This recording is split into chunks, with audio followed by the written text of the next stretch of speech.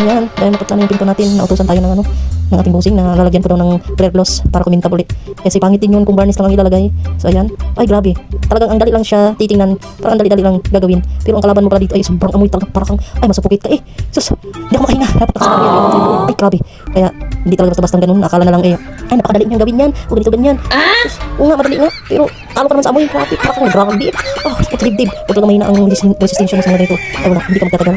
Kaya lalo na sa mga yung mga trabahong ganito, ay hindi talaga biro. Kaya palakasan ng resistensya ng mga ito. Amoy talaga, grabe, sakit sa ulo. Kung ako nakamas na grabe, tagos yung amoy. Ay, Diyos ko po. Kaya sa asawa ko, grabe, magmamas ka talaga. Palagi kasi minsan ito ang ginagawa niya. Para pa sa mga pintura, ang baho ng lakir, ganun.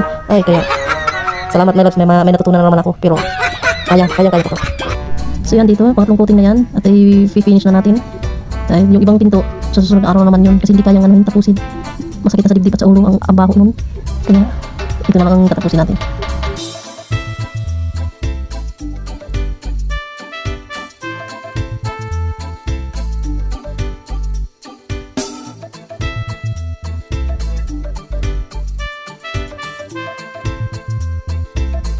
Tapos na. So, ayan na po siya. Wow!